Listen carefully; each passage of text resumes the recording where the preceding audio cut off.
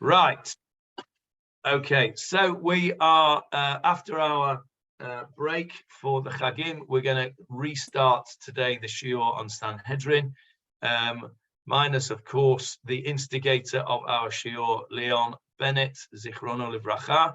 We now have a responsibility to continue this Shiur which he started. I said this at his Levaya, but I reckon that so far there's been over 3,000 man-hours of Gemarah learned in his merit, because he was the one that suggested this shiur. He was the one that started it off.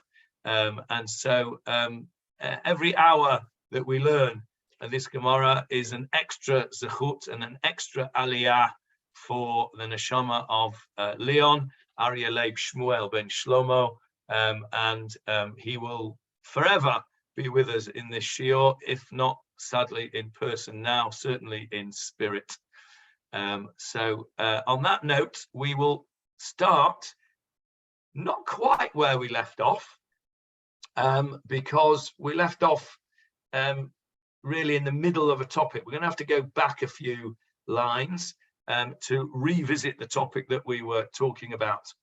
And the topic was the method of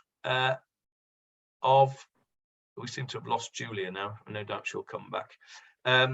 We were talking about the method of measuring from a corpse to the nearest city in order that we could fulfill the requirements of the Torah to do this ceremony called Egla Arufa, whereby if a corpse was found outside of a city limits, there was a measurement made from the corpse to the two closest cities, and the closest city to the corpse had to, as it were, take some responsibility for this, and a special ceremony called Egla Arufa, where an unworked heifer was taken to an unworked area, a riverbed, a valley, and its neck was broken.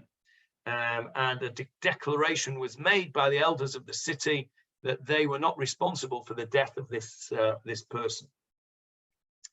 The last thing that we did before the break, because I went and listened to the shiur today so that I knew where we were, was a question that Jeffrey asked about the Egla Arufa. Jeffrey, do you remember the question that you asked?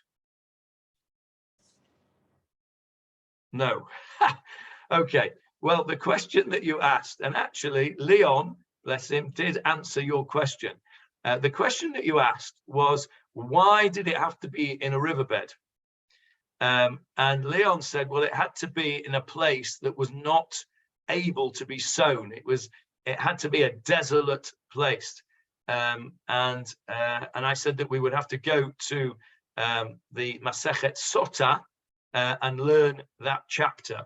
So I went and had a quick look, and the reasons given for it to be that is that it should be, it is what's the word, symbolic.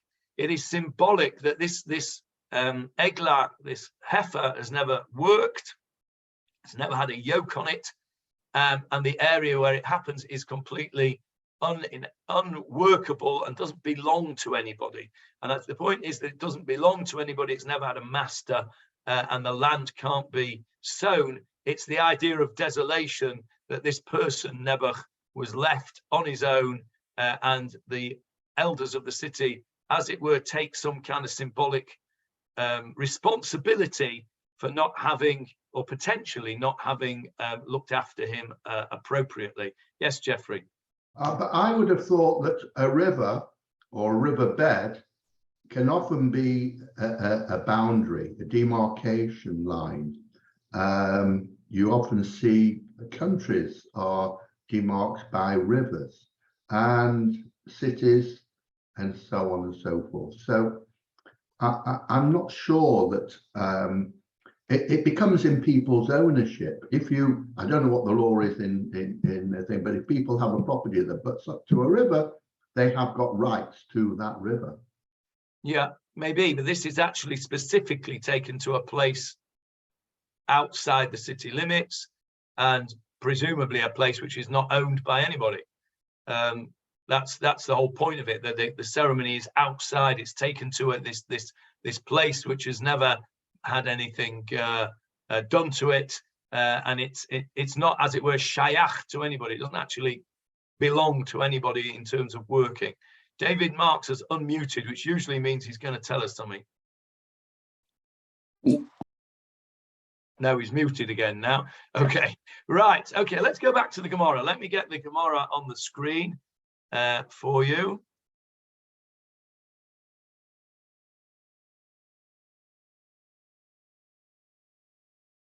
Okay, is the Gemarah on the screen, please? Yeah, okay, right. So we're going to go from here. And we had a Mishnah. Our Mishnah was talking about how many judges were required to go and measure the distance, to do the measurement between the corpse and the city. And the Mishnah said we needed, well, there was a machloket between Rabbi Shimon and Rabbi Yehuda, I think it was. One said 3 judges, one said 5.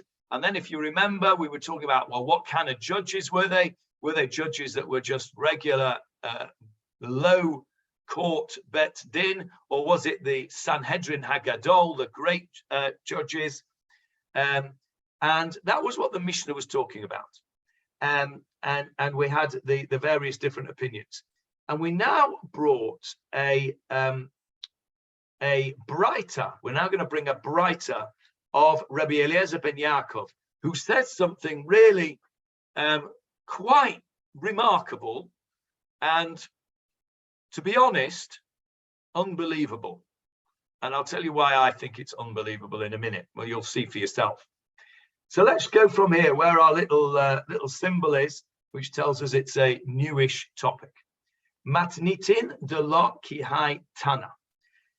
This Mishnah that we've just learned that said there were 3 or 5, depending on which opinion you took, judges required, is not in accordance with this Tana. This Tana being the person we're going to speak about in a minute. In other words, Detanya. We learned in a Brisa, Rabbi Eliezer ben Yaakov Omer. This is a Tana, Rabbi Eliezer ben Yaakov. He says that our verse that we were dealing with, which gave us the opinions of 3 and 5 judges, if you recall, it was all about the plurals in the verbs. Vayatsa'u, and they went out. Zekenecha, your elders. Vashoftecha, and your judges. And we learned out from that, that's what we were doing the last few sessions, that because of the plurals, that it was 3 or 5 judges. Now, let's just go back to the pasuk. Let me bring you the pasuk on the screen. It's in Dvarim. It's in Parshat Ki-Teitzei, and I will share the screen with you now. Okay, there you go. So, verse 1. I'm not going to appoint a reader now. I can't bring myself to do so. Anybody who would like to take over the role can contact me separately. In the meantime, I'm going to do it because I just don't think it's right now to choose somebody else right now. Anyway, if a slain person be found in the land which Lord your God is giving you to possess, lying in the field, and it is not known who slew him, and this is the pasuk near number 2, then your elders and judges shall go forth, and they shall measure to the cities around the corpse. Vayatsa'u zekenecha v'shoftecha. That is our pasuk. That's the pasuk that we're talking about. So bear that in mind, and we will now go back to the Gemarah itself.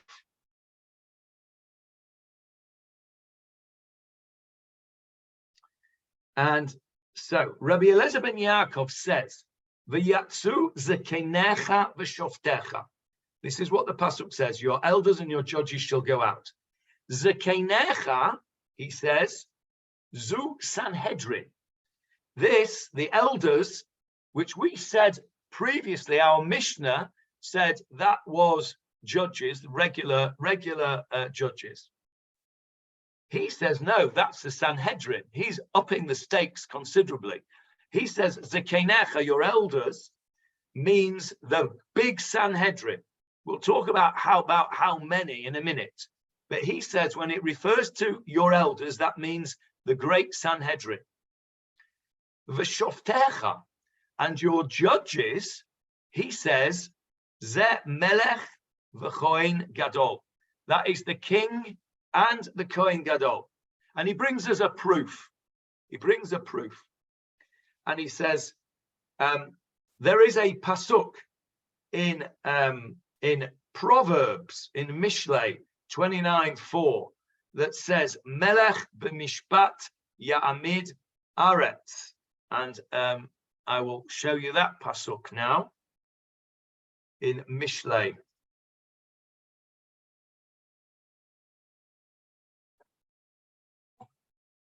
There it is. Should have it in a second. Verse 4. Melech b'mishpat yamid eretz. A king establishes the country with justice. V'ish trumot yeher sena. But a haughty man, we had a whole discussion about this when we first did this, about ish trumot, because the truma is a gift. So ish trumat yeher sena, people who give out gifts, tear it down. In other words, tear down justice. This is talking about bribery here. Ish trumot means a person who takes gifts. This is maybe relevant to the upcoming elections. This is not a political statement, but just bear it in mind. Ish trumot, people who take bribes, destroy justice. Yeher sena, they destroy it. A king establishes justice. Hamelech, the Melech Bibi, I don't know. Anyway, the king establishes justice. So rebellious ben Yaakov in our Gemarah uses this pasuk to show that when it says shoftecha, your judges, and you can see the word in mishpat, you can see the word shofet, can't you? It's the same word. Mishpat is the same word as shofet, judge. So he says that's referring to the king. Now, shoftecha is plural. There's the pasuk again. No, that's not the pasuk. Sorry. There is the pasuk again. Shoftecha in the plural, your judges. So he says one of those is that pasuk, which means the king. And then if we go back to the Gemarah, I'm sorry, I'm hopping back and forth between the two screens here, but there's nothing much I can do about that because I haven't got three screens. So that's why he says Shoftecha refers to the king. What about the Kohen Gadol? He brings another pasuk. He brings another pasuk which says Uvata el hakohanim halviyim ve'el hashofet. That is also in Devarim, and I'll show you that pasuk now. Flip back to the other screen.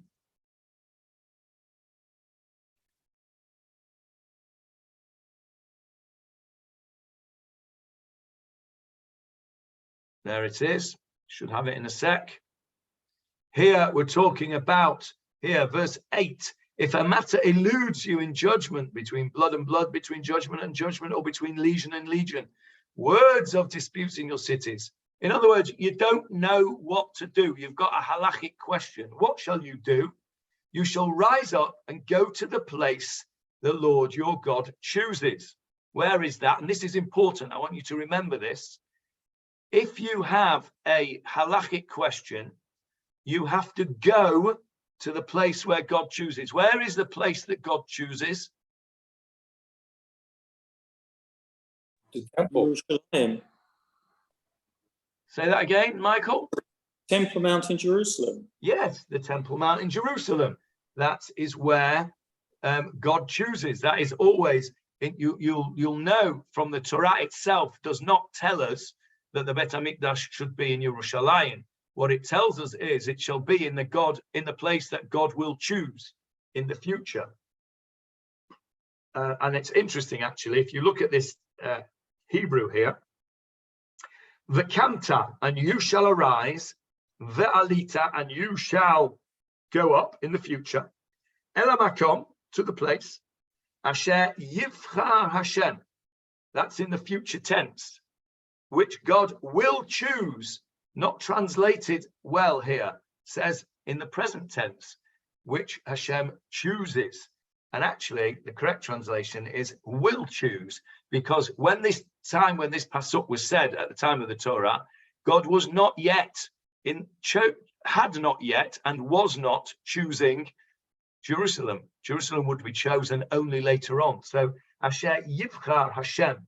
It would be interesting if Leon was here, he would have told us from his art scroll what the translation is of that. Anybody got an art scroll Chumash handy? No? Okay, I'll have to get one ready for next time. And we can see what, Jeffrey might have one. Go and have a look at your art scroll. We'll carry on while you go and look for it, Jeffrey. Anyway, so it's important that you remember that you have to go up to Yerushalayim to get this halachic psak. And you'll see that later on, maybe not this time, but next time. And then our pasuk that Rabbi Eliezer ben Yaakov quotes, and he says, Uvata, and you shall come, Ela Kohanim, to the Kohanim, Halavim, the Leviim, Ela Shofet, and to the judge, Asher yiyeh bayamim hahem, that will be in those days, V'darashta, and you shall inquire of him, V'yigidu l'chai dvar hamishpat, and he will tell you what the answer is.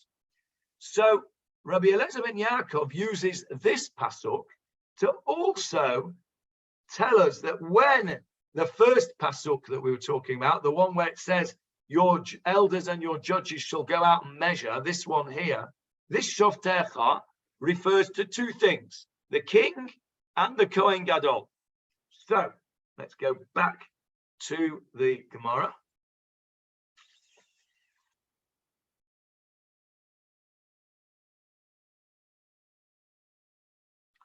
Gemarah says like this. Rabbi Eliezer ben Yaakov says, Yotzu Zekenecha v'Shoftecha. Zekenecha, that's the Sanhedrin. Shoftecha, that's the king and the Kohen Gadol. Why? King, because of this pasuk here, Melech v'Mishpat Yamid Aretz, from Proverbs, and the Kohen Gadol from this pasuk, Uvata ela Kohanim halaviyim ve'ela Shofet. So, according to Rabbi Eliezer ben Yaakov, if a corpse is found anywhere in the country outside of a city limits, the measurements have to be done by the king, the high priest, and as yet undetermined number of the high court. And that's why I say that it's a bit unbelievable. Because you can't really imagine, can you, the entire workings of a state turning up to Poleg Beach and measuring the distance between this corpse that's been found and Netanya and Herzliya, right? The king, the Kohen Gadol, and the Sanhedrin. I think it's rather fanciful, personally. But who am I to challenge Rabbi Eliezer ben Yaakov? Well, what this Gemarah is telling us is that our Mishnah does not accord with this Brisa. Now, as you know, and we've said many times before, the Braitot were those bits that never made it into the final version of the Mishnah. So it could well be that this machloket between the Mishnah and the Brisa was known at that time, and they chose the Mishnah perhaps because this Brisa was a bit difficult to perceive that this would be the case, that the Kohen Gadol, the king, and the Sanhedrin would all go out to measure this corpse. So that is our Brisa from Rabbi Eliezer ben Yaakov. The Gemarah now drills down into this Brisa a bit more and wants to know how much disagreement there is between the Brisa and the Mishnah. You may remember when I do this now that we had a conversation about this last time. Ibayelahu, they asked a question. Rabbi Eliezer ben Yaakov, bechada paleg or betarte paleg? And we had a discussion about what the word paleg meant, and it means dispute. It means dispute. So, does Rabbi Eliezer ben Yaakov dispute our Mishnah on chada, one matter, or tarte, on two matters? And we had a discussion about what poleg meant, and it meant to divide. And we had a question. I asked you why poleg was called poleg. Do you remember the answer? Why is poleg called poleg? The answer was, Jeffrey? Well, it's called after the river. Can't hear you. It's called after the river. Yes, it's called after the river. And we had a discussion about rivers splitting cities. Remember? Well, dividing. It split a ridge. The river there was a ridge which is parallel with the sea. And the river split the ridge. It's like a little gorge. It's a nature trail now. It's beautiful. Yeah, so that's Nachal Poleg. Behind, inland, it was all swamp because it couldn't get through. And I think the Romans cleared it or widened the gap to allow the river to get through. And it's become a very fertile part of Israel. And the idea is that it's a divide. The river is a divide. And we had the discussion, if you remember last time, about rivers, generally speaking. Jeffrey just said it earlier on. Rivers are borders often, and that makes them a divide.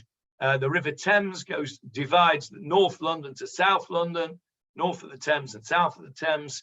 And very often rivers are dividers. And the word paleg means to divide or to dispute. So the Mishnah, the Gemarah says, what is Rabbi Eliezer ben Yaakov disagreeing with the Mishnah on? Is it just on one matter, i.e. Melech v'choen gadol paleg? He disagrees with the Mishnah, which says nothing about the Kohen Gadol and the king. He says the Kohen Gadol and the king are required, and the Mishnah says they're not. Aval b'Sanhedrin. But with regard to the Sanhedrin, they are in agreement. In other words, that the Sanhedrin is required. Or Dilma, perhaps, the Sanhedrin nami paleg.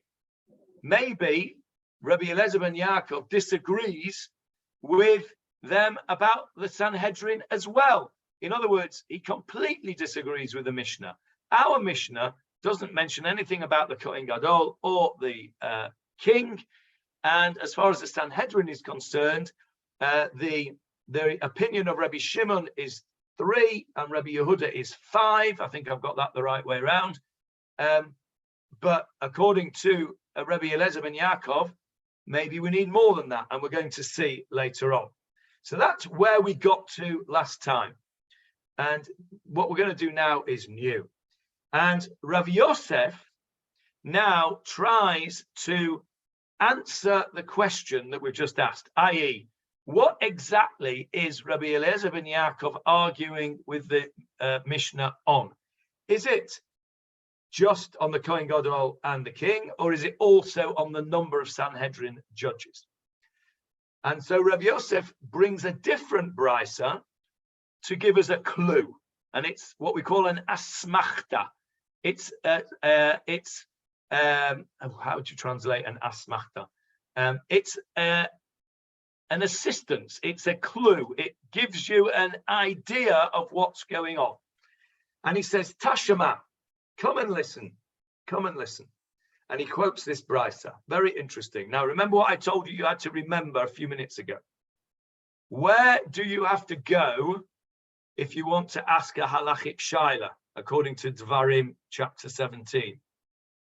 Jerusalem, correct, Michael? You have to go to the Jerusalem. Now, where in Jerusalem where in Jerusalem do the Sanhedrin sit? Does anybody know? At the temple, they're outside the temple. Okay, at the temple, outside the temple. You said two things there, Yeah, Avram. I wasn't sure You're precisely. hedging your bets. Okay, you're right. It is in the temple area. Does anybody know the exact part of the temple? Yes, Jeffrey. It's in the courtyard. It's in the courtyard. There is a special area. Well, there was a second floor, or a first floor, if you like, that went all the way around the courtyard. It was a separation, and maybe it was in there. Okay, so it was in a special area in the temple. Anybody know what this special area was called, where the Sanhedrin sat? It had a special name.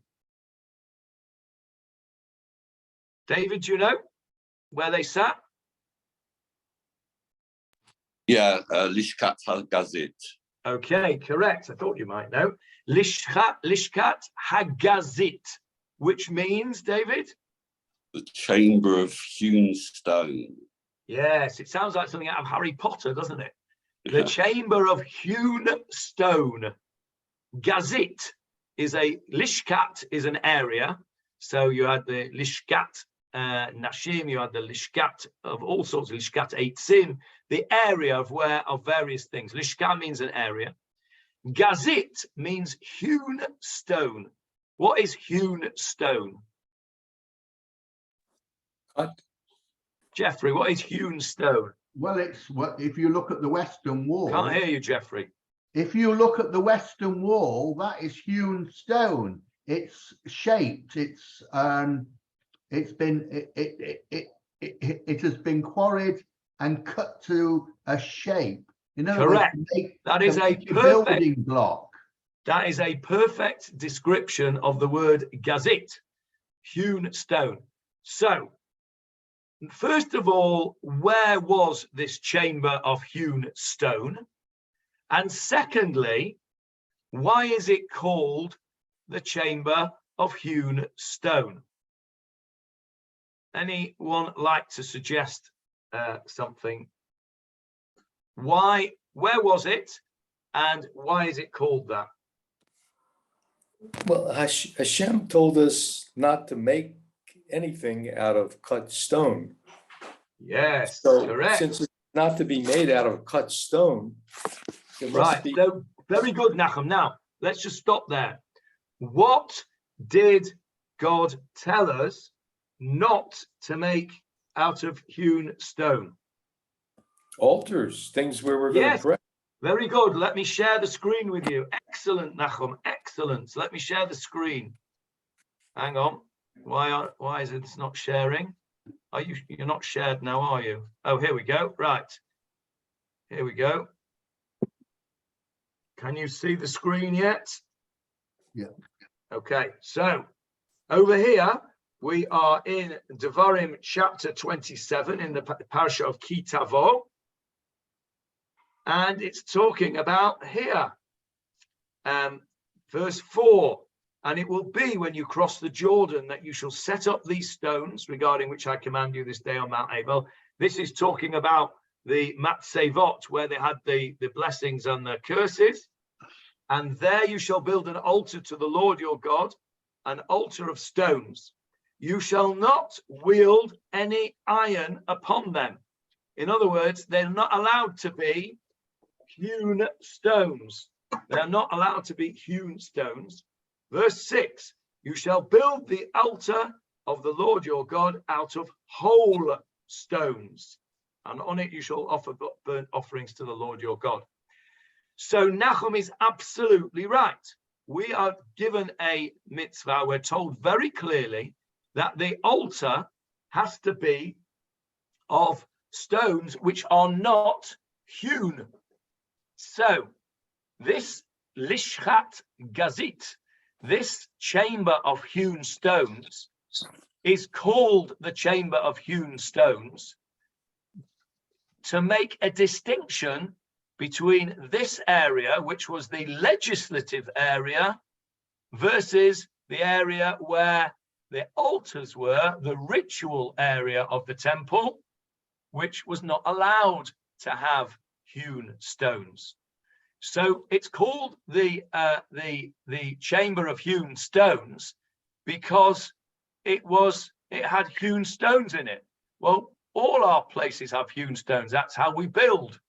But in the temple, there was an area which wasn't allowed to, and that was the ritual area. So it was called Lishchat HaGazit, the chamber of hewn stones, to distinguish it from the area of ritual activity where the korbanot were offered up, which was in effect a chamber of unhewn stones.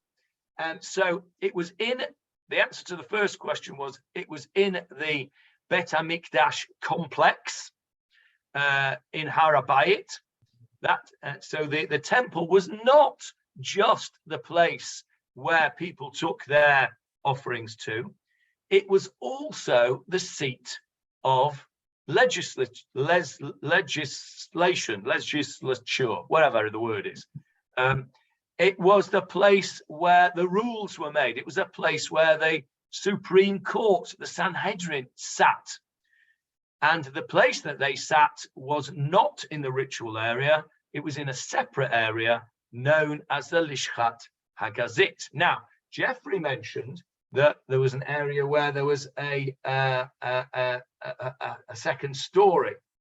And here is a picture. Can you see that picture? That is a stylized view of the Lishchat HaGazit. And as you can see on the walls, there are hewn stones. And these are the Sanhedrin here. I think, or I don't think these are the Sanhedrin. I'm not sure because they sat in rows. The judges sat in rows, and that's why they were sat in shurot. And that's why I think that probably these were the Sanhedrin, because the more senior that you were in the Sanhedrin, the further forward you sat. Now, I'm not sure who these people are in blue because they're not in rows.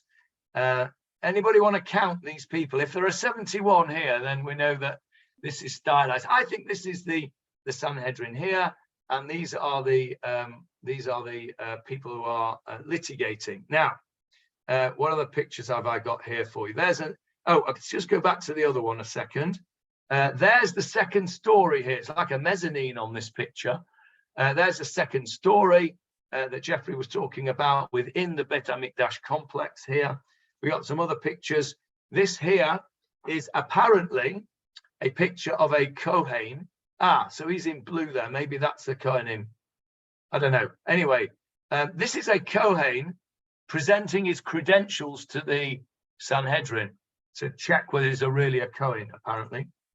There is the Lishchat HaGazit. You can see it is a part of the complex, but not within the area of ritual activity of the Bet HaMikdash.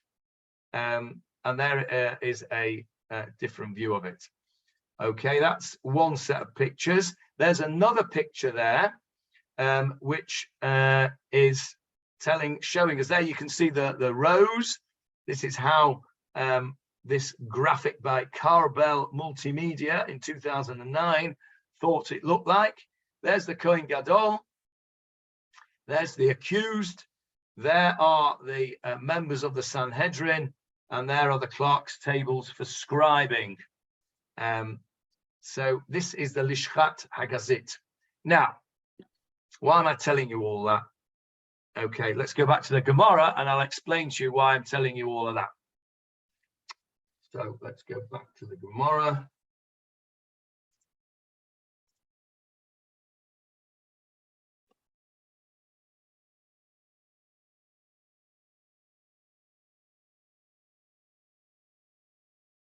Right, so Rav Yosef brings his help to try and work out whether Rabbi Eliezer ben Yaakov is arguing just about the king and the Kohen Gadol, or whether he's also arguing about the Sanhedrin. And he says like this. First of all, we have to understand that there is a halakha. What happens if you are a member of the Sanhedrin and the Sanhedrin make a ruling and you go against that ruling? You are part of the Sanhedrin, you're part of the Supreme Court, and you issue a psak halacha, which is against the ruling of the Sanhedrin. What do you think happens to you? Was there a normal one of the people in the Sanhedrin would not go along in the decision of the Sanhedrin? Didn't they have a dissenter, like in a court? Okay, you can have a dissenter when you're making the decisions. When the Sanhedrin is making its halacha, when it's discussing the matter and coming to its decision, there may well be dissenters. But the question that I'm asking is a slightly different question. The Sanhedrin has already made its ruling. It is ruled by a majority decision, let's say, I don't know, 40 to 30, 41 to 30. It's made its decision that the halacha is X. One of the dissenters then goes and issues a ruling publicly against that decision and says, I'm a dissenter and I don't think it's right, and I'm going to give a psak against the Sanhedrin. In other words, this is, I suppose, the opposite of cabinet government, right? Within cabinet, you can have your discussions and you can have your put your viewpoint. But once the cabinet has made a decision, then everybody who is part of that cabinet is bound by that decision. And that's how the Sanhedrin worked. You can put forward your case as strongly as you like to your colleagues, but once the decision has been made by the Sanhedrin, if you are a member of the Sanhedrin, you are bound by that decision. What happens to you if you are a naughty boy and you go out of the Sanhedrin and you give a psak against the Sanhedrin's ruling? What do you think happens to you, Julia? Well, presumably in the first instance, you'd be dismissed, sacked. You're sacked from the Sanhedrin, right? Okay. And then whether or not there would be an additional punishment, well, maybe there would, because they can't afford to have people who are acting contrary to what the Sanhedrin has decided. Yeah, I mean that's anarchy, isn't it? If you are a member of the Sanhedrin and you are not abiding by the ruling of the Sanhedrin, and you are going out and making your own rules up and giving psak halacha against the Sanhedrin, then that is a very serious matter, because it's going to lead to all sorts of anarchistic behavior. It'll be a case of going to find the member of the Sanhedrin that supports your view, and then he can issue his own psak against that of the Sanhedrin, and nobody will know where they are with halacha. So you're right, Julia. First of all, he's going to be sacked, obviously, and you are right to consider that there may be other sanctions in order to prevent this from happening. And what sanction do you think might be placed upon this person, who is called, by the way, he has a special name in halacha, this person? Anybody know what is called this dissenting elder, this dissenting Sanhedrin judge? David, what's he called? Zakein Mamre. Correct. Zakein Mamre. Zakein, you know, is an elder. Mamre, he is a rebellious. He is a rebellious elder. Where do we know that word from? Rebellion. in I was thinking of the rebellious son. You're absolutely right. The rebellious son is called the Ben Sorer U Mora. Moreh. Same word. Zakein Mamre, a rebellious elder. Quite right, Avril. The same word. Now, what happens to a rebellious son? He's killed, isn't he? Okay. So what do you think happens to a Zakein Mamre? Chayav Misa. Yes, he is. This elder is indeed sanctioned, Julia, and he is sanctioned with the highest possible sanction that you can get. He is Chayav Misa. He is put to death by strangulation. Okay, a very unpleasant thing. And the reason, of course, that this was such a harsh punishment is because it undermines the entirety of society. You cannot have a rebellious elder. When we think about it, we think, oh, that's a bit harsh. But actually, it undermines society from the start. Well, suppose you have a Sanhedrin that is rotten to the core, and within that Sanhedrin, you have a few members who are decent, respectable, and they have a deep conviction that this is all wrong. Are they supposed to just let it all get lost? And we know historically that we've had Sanhedrins that, God forbid, we never have again.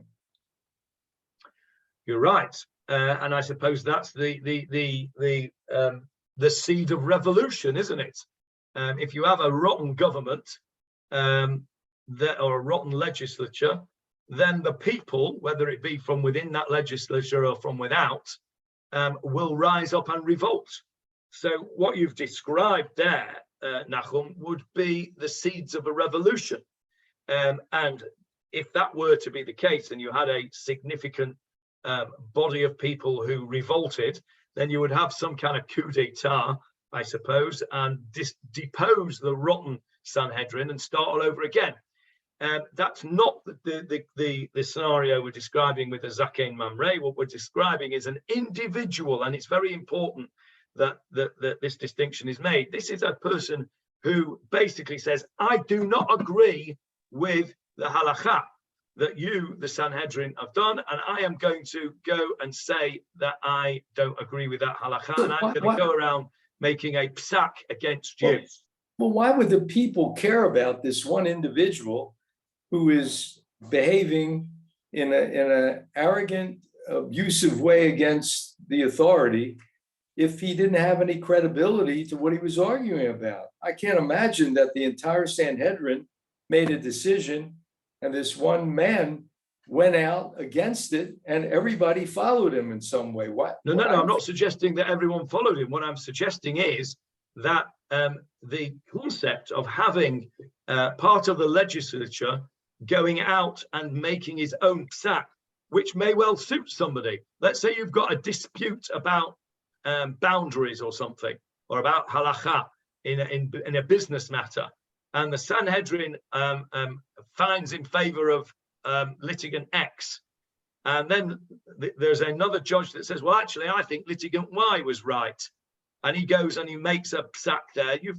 And litigant Y says, well, I don't need to listen to the Sanhedrin. I've got a judge here that will rule in my favor, and then you've got anarchy. So it's got to be knocked on the head, and that's why he gets such a serious punishment. The rebellious elder. We can't be having rebellious elders, and I don't know whether it ever happened, whether a rebellious elder was ever put to death. I don't know, David, if you've got any information on that from your reading. I've never read anything about it, but we do know that the Gemarah says that a rebellious son never occurred and was never put to death for various different reasons. So it may be that this never happened and it was really only a, what's the word? What's the word I'm looking for, Julia? Theoretical. A theoretical deterrent. That's the word I was thinking of. But anyway, so that's a Zakein Mamre. It's important that we know that halakha because this is what Rav Yosef in our Gemara. Have you still got the screen on? Yeah. So Rav Yosef says, listen to this. There's a brisa. Metza'an abeit pagei v'himra alehen. A zakein mamre, a rebellious elder, Metza'an, found them. Found who? Found who? Well, found the Sanhedrin. Abeit pagei. In this place called Beit Pagei. Okay, now, this Beit Pagei, Rabbi Steinsaltz tells us very helpfully, is outside of Jerusalem. So it is not where? It is not in the Lishchat HaGazit. It is not in the chamber of hewn stone. For some reason, and we'll have a look at why that might be shortly. For some reason, the Sanhedrin has gone walkabout.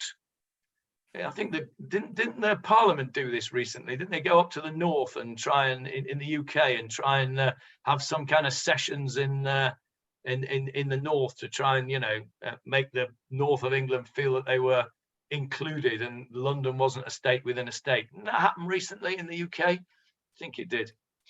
So somehow or other, the Sanhedrin has left Jerusalem. It's left the chamber of hewn stones where it normally sits. So it's left the Palace of Westminster and it's gone to this place, Beit Pagei. Now, let's have a look at what Beit Pagei is. Rabbi Steinsaltz gives us some information. There are various opinions with regard to the location and nature of this place. It appears that there may have been two different places called Beit Pagei. Some say that name Pagei, Beit Pagei, here comes from the Greek phago, meaning to eat, and refers to the place where it was permitted to eat from the temple sacrifices. According to this, Beit Pagei was within the walls of Jerusalem. It is clear from other sources that it was the name of a neighborhood on the Mount of Olives outside of Jerusalem, and it may have been named after figs, Pagei Te'inim, that were grown there. So the point is that it was not in the chamber of hewn stone. It was not in the Lishkat HaGazit. So either it was within the walls of Jerusalem or it was outside of the walls of Jerusalem. But either way, it was not in the chamber that I just showed you pictures of where the Sanhedrin sits. So says Rav Yosef, if he found the Sanhedrin for some reason, and we'll come back to why in a minute, for some reason, the Sanhedrin found itself in this place, Beit Pagei, or more relevant, didn't really matter if it's Beit Pagei or somewhere else, more relevant is that it was not in the Lishkat HaGazit, it was not where it should be in the chamber of hewn stone. Vehimra alehem, there's that word more again, and he rebelled against them there. So in other words, a decision was taken by the Sanhedrin in Beit Pagei, not in the chamber of hewn stone, and there with that decision, this rebellious elder rebelled. Yachol, I might have thought, Tehei Hamrato Hamra'ah, that counts as rebellion, and he gets the death penalty. That's what I might have thought. Talmud Loma, the pasuk that I showed you before, where it's, and I asked you to remember it, where it said, if you don't know what the halacha is, V'kamta, you shall arise, Va'alita el hamakom, and you shall go to the place, Asher yivchar Hashem, which God will choose. In other words, to the temple in Jerusalem. In other words, to the Lishchat HaGazit. So Rav Yosef says that this rebellious elder only gets the punishment if he rebels against a decision of the Sanhedrin, which is taken in its correct site, S-I-T-E, in its correct position. Melamed, to teachers, shehamakom goreim, that the place is determinate. In other words, it matters. where this place was, where the Sanhedrin was sitting. Now, the Gemarah clarifies this brighter. We've not finished the brighter yet. The Nafuk Kama. Okay, in our case that Rav Yosef has brought, where they've gone to Beit Page, how many of them have left the hewn stones, the chamber of hewn stones, and gone to Beit Page? Ilema miktsatan. If you'll say only a few of them left and the rest of them were still in the chamber of hewn stones, Dilma Hanach. Then in that case, maybe the ones that were left in the chamber of the hewn stones would have agreed with this elder.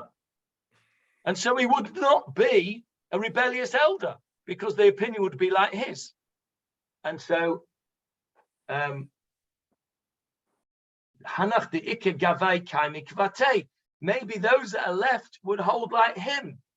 So it can't be that only a few of them left the chamber of hewn stones and went to this place. Ela Pshita, it's obvious, the Nafuk Kulhu, that all of them left the chamber of the hewn stones and all of them were in the Beit Page. And that is why the guy who's rebelling is considered a rebellious elder, because the whole Sanhedrin has decanted to Beit Page. Now, the question is, Lamai, why would they do such a thing? Why would the whole Bet Din, why would the whole Sanhedrin leave the chamber of the hewn stones and go somewhere else, to this Beit Page or anywhere else? Yes, Jeffrey. Well, maybe word got back to them that there was this blasphemous bloke and they needed to go and witness it themselves and decide. But he's part of the Sanhedrin. Yeah, but he can still misbehave outside. Oh, I see. So, okay. So they've all gone to, in other words, the mountain's gone to Muhammad. Yeah.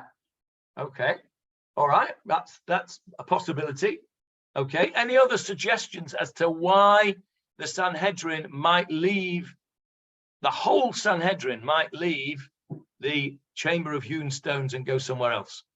Well, is it to do with what we were talking about, measuring the distances? Maybe this would be supporting the fact that they all had to go and measure. That was the exactly, Avril. That's what the Gemarah says. It says lidva harashut, for a mundane matter. In other words, a matter which did not involve halacha. Mi matsu nafke. How would they all go out together? What, they're going on a Sanhedrin outing? They're going on a tiul? You know, it's like they're going on a jaunt. No, they don't do that. It must be that it's for a dvar mitzvah, and he says it can't be for a mundane matter that they just all go out like that. Why? And he quotes a pasuk from Shir Hashirim. Shrarech agan hasahar al yechsar hamazeg. That is a very difficult pasuk, and probably only one or two words are familiar to us there. Without looking it up, does anybody have a clue what that pasuk means in Shir Hashirim? Anyone? David, do you know what it means? It looks like that the goblet has no blended wine is lacking. I think that's a poetic way of describing this. I'm sure he's talking about a woman. Your navel is like a round goblet where no blended wine is lacking. Okay, so you're right. He's talking about a woman. Shir Hashirim, of course, is on the face of it a love song, and this is a man praising the beauty of the woman. Shrarech means your belly button, your navel. Your belly button is like a round goblet. I don't know what that means really. It means that you've got a beautiful belly button. Apparently, the subject of Shir Hashirim had a very nice belly button. Al Yechser Hamazeg, and there's no blended wine lacking. What's blended wine? A bit like blended whiskey, right? What's blended wine?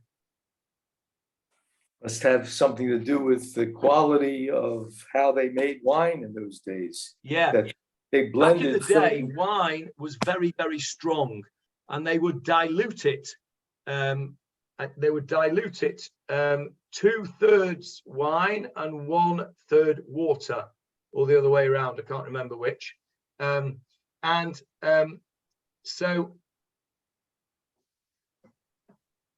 what this pasuk is saying is that the wine from the goblet of this lady's belly button is of very good quality. It's a praise for the woman on the surface of it. Of course, the rabbis interpret Shir Hashirim as a allegory for the relationship between man and God. But here the Gemara is saying that you shall not over dilute the wine. And it is interpreted in this Gemara as meaning you cannot dilute the Sanhedrin. You can't leave less than 2/3 of the Sanhedrin in the Lishchat HaGazit. In other words, there has to be, not like the House of Commons where you look on the Parliament TV and there's like 2.5 people there when they're debating, you know, 2 men and his dog. It's a bit like when you go to watch a cricket match in the county championship, you know, there's nobody there. In the chamber of the Sanhedrin, you're not allowed. You've got to always have at least 2/3 there. So it can't be that they've just gone out for fun or, you know, and it says, Pshita lidvar mitzvah. It must be, if they've all left and they've all gone to Beit Page, it must be for a reason, a mitzvah reason. And over the page now, and he says, okay, hey Chidami, what possible mitzvah could that be? And he says, Lav lemididat eglah. It must be that the whole Sanhedrin have left, as Avril Links just said before, have left in order to go and do this measurement. And this is the support for Rabbi Eliezer ben Yaakov, who says, not only does the king have to go, not only does the Kohen Gadol have to go, but all 71 of the Sanhedrin have to go and do this measurement. So you can imagine what a entourage that is. The king and all his entourage, the Kohen Gadol, and 71 judges all show up to do this measurement according to Rabbi Eliezer ben Yaakov. So Rabbi Eliezer ben Yaakov, it's Rabbi Eliezer ben Yaakov that says, Kulei Sanhedre Ba'inon. We need all 71 judges, not 3, like Rabbi Shimon says, and not 5, like Rabbi Yehuda says, and not like our Mishnah that says 3, but all 71. And not only all 71, the king as well, and the Kohen Gadol, which is why I said right at the beginning, I thought it was a little bit unlikely. And so then, just finish off now, I know we're over time. Amalei Abaya says to him, "Lo, that's not the case. You can't prove it from there. They may have gone out to extend the courtyard, to annex a bit more of East Jerusalem onto the city. They've gone out to do a bit of annexation there to extend the city. Kiditnan, we've learned in another Mishnah, Ein mosifin ala ev al azarot ela bebet din shel shivim ve'echad. If you want to extend the city, and it's important. Why is it important? Because there's various halachot of where you're allowed to eat various korbanot within the city limits of Jerusalem. So if you extend the city limits, then it's an important issue, and that takes the 71 Sanhedrin. So Abaya says, no, you can't prove to me that they all went out for the only mitzvah they could have gone out for was to measure the corpse. No, they could have gone out to annex a bit more of the city. And so Abaya has popped the Rav Yosef's balloon by disproving his proof, or at least showing that his proof is not foolproof. And so there we go. We will stop there. And it's good to be back with our Gemarah share. Any questions or comments regarding what we've learned today, or anything else for that matter? Anyone? Okay, well, we will leave it there.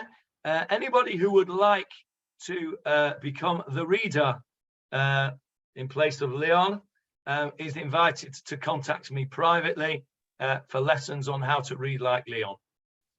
Okay, I'll stop the recording now, if you don't mind, Avril. Johnny Halpin has read in the past. He's